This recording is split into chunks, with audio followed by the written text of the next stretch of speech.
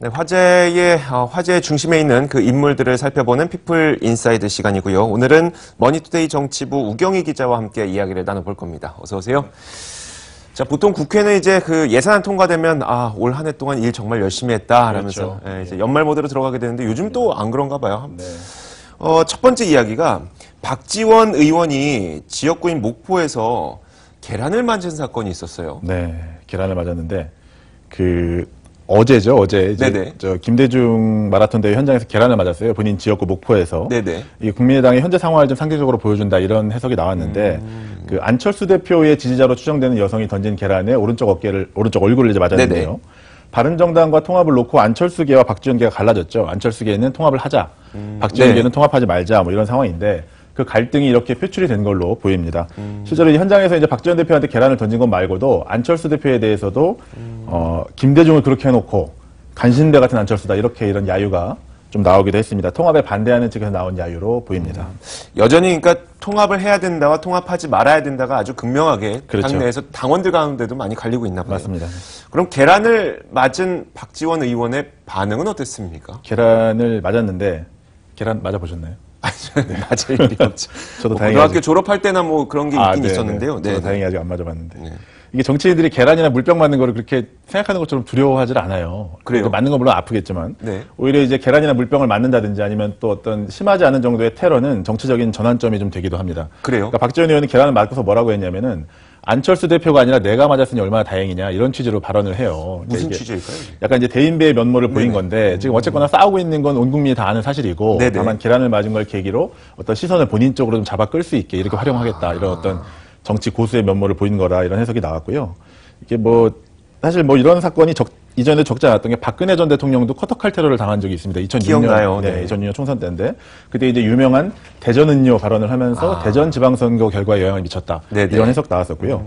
또 비근하게는 세월호 참사 때 황교안 총리가 이제 현장을 찾았는데 그때 이제 총리에게 날아드는 물병이랑 계란 이런 거를 경호원들이 우산으로 막았어요. 그리고 이제 추가로 날아오는 걸 좀 피하기 위해서 차 안에서 한 6시간 머문 적이 있는데 그때 이제 만약에 정치인이었으면 나가서 맞았을 것이다. 오히려 국민들의 분노를 좀 풀어주지 않았겠느냐 이런 오히려 맞았어야 된다는 평가도 나오고요. 예, 그런 여론이 나오기도 했습니다. 그런데 결국은 이제 국민의당 내부의 갈등은 더 심화될 것 같아요. 일단 한쪽으로 기울었던 기세가 다른 한쪽까지 또 더해지게 되니까요. 네, 맞습니다. 지금 당분간은 중도 통합 문제가 계속 뜨거운 감자일 수밖에 없고 계속 충돌이 좀 이어질 것으로 보입니다. 안철수 대표가 이날 다른 토론회에 가서도 지방선거가 정확하게 6개월 남아있는데 나의 해법은 바른정당과의 연대 내지는 통합이다 이렇게 다시 한번 또 강조를 했고요. 이에 맞서서 이제 통합 반대파들은 안철수 대표에 대해서 재신임을 물어야 한다 이런 어떤 강한 카드까지 만지작거리는 그런 모양을 좀 보였는데 박지원 대표 본인은 라디오에서 나는 그렇게 생각하지 않는데 당내에 재신임을 물어야 한다는 여론이 중론이 됐다 이런 식으로 말을 해서 그야말로 이제 한 지붕 안에 두 가족이 살고 있다는 거를 좀 여실히 보여준 그런 상황이 됐습니다. 정말 좀 상징적으로 보여주는 당내의 모습을 보여주는 것 같습니다. 자, 이어서 자유한국당은요, 이제 원내대표 경선 그 후보들이 완전히 발표가 됐죠. 네, 맞습니다. 개파 갈등이 또 극명하게 보여줬다면서요? 네, 맞습니다. 이게 예상을 했던 상황이긴 한데요. 그러니까 친홍준표계로 분류가 되는 김성태 의원 그리고 중립으로 분류가 되는 한선교 의원 그리고 친박으로 분류가 되는 홍문종 의원 이렇게 세 명이 후보 등록을 마쳤는데요. 막판에 이제 유기준 의원하고 홍문종 의원이 단일화를 했어요. 두 분 다 친박계로 분류가 되는데 그러면서 친박 단일화가 이루어졌고 이에 앞서서 중도를 표방하면서 출마했던 한선교, 조경태, 이주영 후보가 단일화하면서 중도는 좀 먼저 단일화를 이룬 그런 상황이었습니다. 그동안 그 자유한국당은 원내대표 선거가 그 개파별로 조직표가 나오고 그 조직표에 따라서 결과를 어느 정도 예측할 수 있다는 것이 중론이었다면서요. 그런데 이번엔 좀 다르다고 하던데 그게 왜 그런 거예요? 맞습니다. 이번에는 좀 개파색이 영향을 절대적으로 주긴 어려울 것이다 이런 분석이 나오는데 그게 왜 그러냐면 홍준표계가 있지만 홍준표 대표가 당을 얼마나 장악하고 있느냐.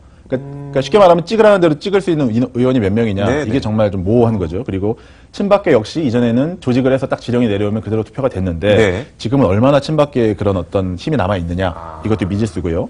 당연히 중도는 이제 누구도 그걸 담보할 수 없고 그렇기 때문에 옛날처럼 그런 어떤 지령을 받고 일괄적으로 움직이는 투표가 아니고 정말로 자유투표가 될 것이다. 이런 전망이 나오고 있습니다. 그러다 보니까 각 개파별로 전략이 엄청나게 복잡해지겠습니다. 맞습니다. 상황이 좀 달라지는데요. 일단 이제 1차 투표를 12일에 하고 과반을 넘는 후보가 없으면 결선을 하게 돼요. 근데 이제 그게 또 왜 변수가 되냐면 1차에서 떨어진 후보의 표가 어디로 갈지를 모른다는 겁니다. 그러니까 2명만 남게 되면 나머지 1명 표가 어디로 갈지를 모르게 되는 건데 그래서 이게 이제 원내대표 선거는 원내대표 후보와 런닝메이트 격이죠. 정책위 의장 후보 같이 나오게 되는데 런닝메이트를 정한 걸 보면 조금씩 전략이 읽힙니다. 그러니까 상대적으로 조금 그래도 당대표를 등에 업었기 때문에 세가 크다고 이렇게 좀 전망이 나오는 친홍계의 네네. 김성태 의원은 친박계인 함진규 의원을 런닝메이트로 정했어요. 그러니까 네네. 이게 무슨 뜻이냐면 1차 투표에서 친박계 홍문정 후보의 표를 많이 뺏어와서 1차 투표에서 과반을 넘겨서 결판을 보겠다. 뭐 이런 의지인 겁니다. 네. 친박계 표를 일부 물타기를 한 건데 네, 그렇죠. 그러면은 친박계도 그렇고 나머지 중도도 그렇고 어떤 전략을 세우게 네, 될까요? 이게 친박계와 중도는 전략이 또 달라질 수밖에 네네. 없죠. 그래서 1차에서 끝내지를 못하면 친박과 중도가 힘을 합치게 될 가능성이 높다. 이렇게 보는 시각이 많습니다. 그래서 사실 중도로 분류되는 어떤 그 한선교 의원하고 이주영 의원도 네네. 범친박계예요. 사실 예전에는 친박계와 행동을 같이 했던 분들인데 네네. 그래서 사실상 이제 이분들이 힘을 합칠 수 있다 이런 전망이 나오는 거고요. 이게 그렇게 되면 타이틀이 이제 비홍연대, 그러니까 홍준표 대표의 반대쪽에 서 있는 연대다. 그러면 이게 당 내에서뿐만 아니라 당 밖에서도 사실 지지를 얻을 수 있는 네네. 가능성이 높죠. 지금 홍 대표에 대한 호불호가 워낙 강하기 때문에. 그리고 이제 김성태 후보가 지금은 뭐 대세라고 본인은 네네. 얘기를 하시는데 이것도 아무래도 복당파잖아요. 그래서 네네. 당 밖에서 당을 향해 총질했던 사람을 어떻게 원내대표로 뽑을 수 있겠느냐 이런 여론도 아직 있기 때문에 네. 뭐 정말로 좀 변수가 많은 그런 원내대표 선거가 되겠다. 알겠습니다. 마지막으로요.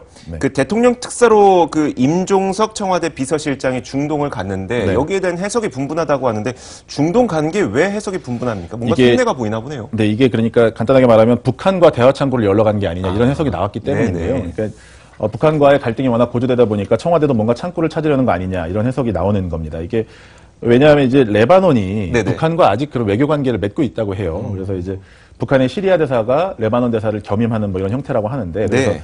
이제 임종석 청와대 비서실장이 레바논으로 가면서 직접적이든 혹은 간접적이든 어떤 접촉이 이루어지는 게 아니냐 이런 전망이 나왔습니다. 근데 청와대는 공식 일정 외에는 아무도 안 만난다 이렇게 좀 선을 그은 상태입니다. 네, 알겠습니다. 자, 오늘 이야기는 여기까지만 듣도록 하죠. 머니투데이 정치부 우경희 기자와 함께 이야기를 나눠봤습니다. 말씀 고맙습니다. 자, 오늘도 참 여러 가지 이야기를 준비했습니다. 오늘 준비한 시간은 여기까지고요. 저희는 내일 오전 11시에 찾아뵙겠습니다. 오늘도 시청해주신 여러분 고맙습니다.